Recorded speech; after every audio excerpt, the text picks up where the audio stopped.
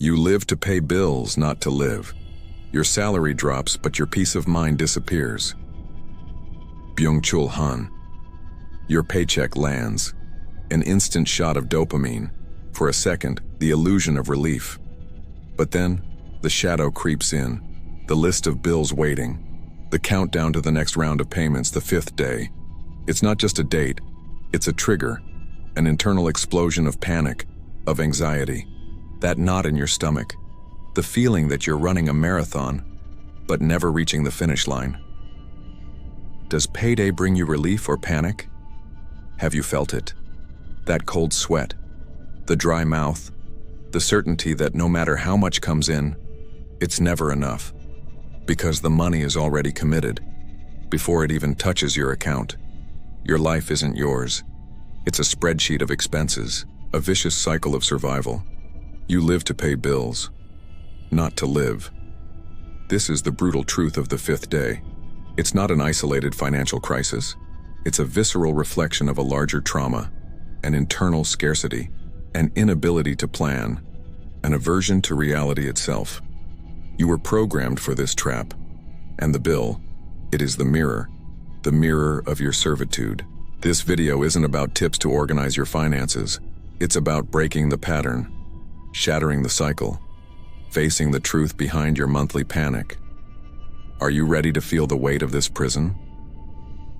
To understand why the day of your financial freedom is, in fact, the day of your greatest anguish. This fifth day anguish isn't a flaw in you. It's programming, inoculated from an early age. The obsession with paying bills on time. The false morality that an honored bill is synonymous with success. Your exhausted parents repeated the ritual. Every month end, the tension. Every payday, the brief relief.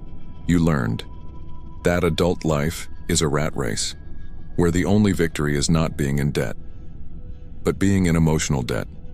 The media bombards you with ads for financial freedom that sell you more debt, with images of success that demand consumption.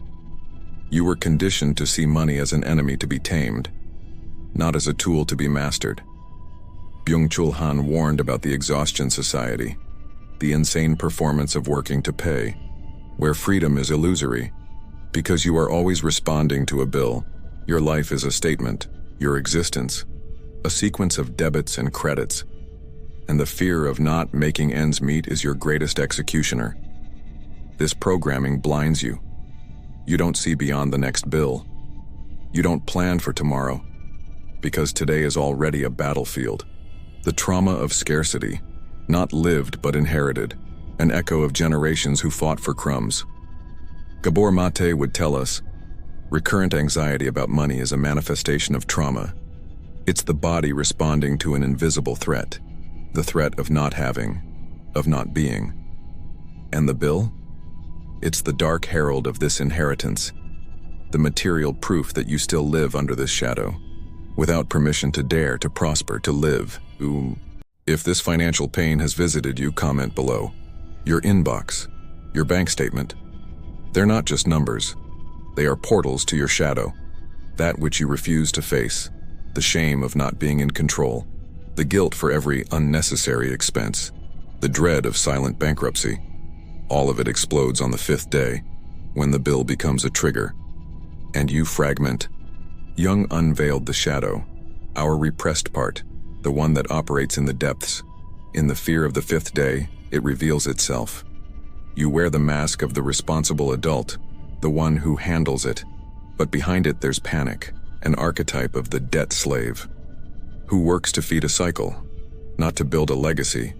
You hide from your own financial reality, repressing the pain, the anger, the despair, and every payment is a cruel reminder that you are not in control. The identity crisis is visceral. One part of you dreams of freedom, of abundance. Another part, the shadow, pulls you back to repetition, to fear, to what Byung-Chul Han would call the transparency society of indebtedness, where your life is an open book of debits, and you feel exposed, vulnerable, like a cornered animal. Your mind screams for escapism, for another purchase, for another distraction, to avoid feeling the chill down your spine. the dread of the next bill. This is the fragmentation, the cost of not facing your shadow, the burden of living a life that isn't yours. Just a series of obligations, a prison without bars, built by your own fear of seeing. If this section about your consumption made sense to you, share it with someone who needs to hear this. Your paycheck lands, and the first thing you think of? Buying. Compensating for the pain of waiting, the exhaustion of the month, the illusion that that expense will fill the void. This is the dopamine trap, an instant relief, a false freedom, the freedom to have, but not the freedom to be. The market is a master of manipulation. It knows your fifth-day anxiety. It knows your need for escape and transforms your pain into opportunity. It sells solutions that are just more shackles, more bills, more vicious cycles.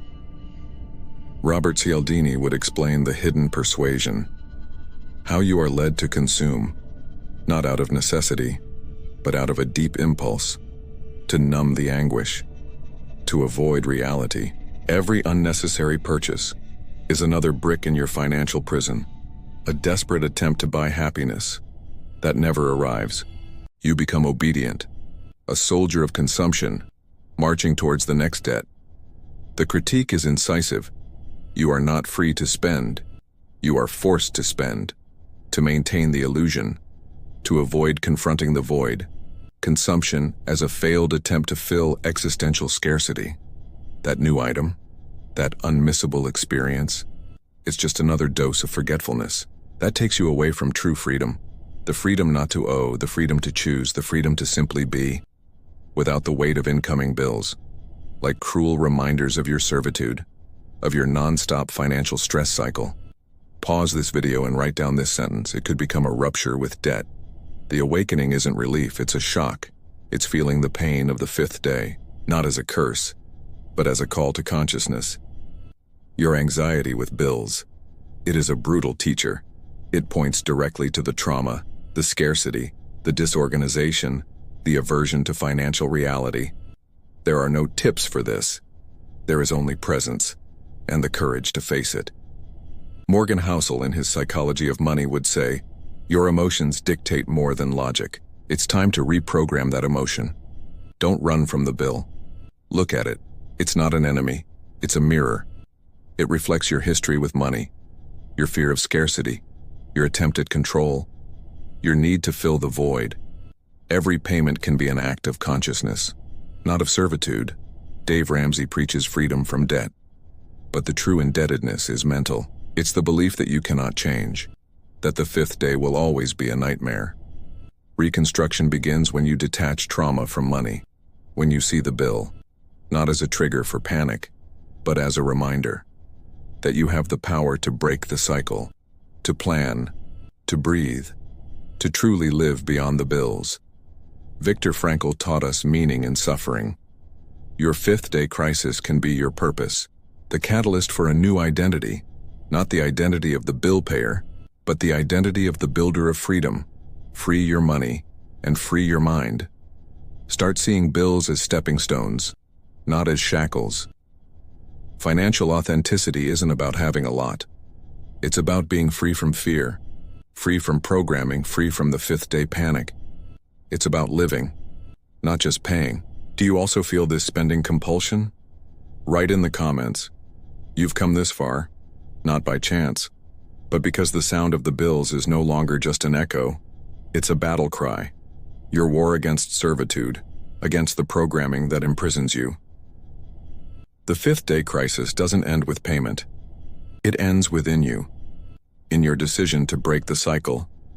That peace of mind is worth more than the comfort of an empty routine. The truth is brutal. The bill isn't the problem.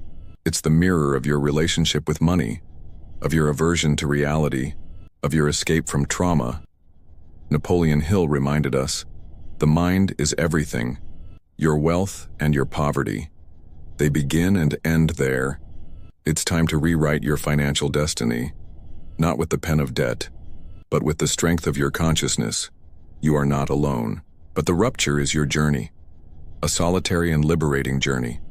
Feel the weight of the chains, feel the despair of the fifth day, and transform it into fury to change, not to pay bills, but to live, to be free, to have a life where money serves you, not the other way around.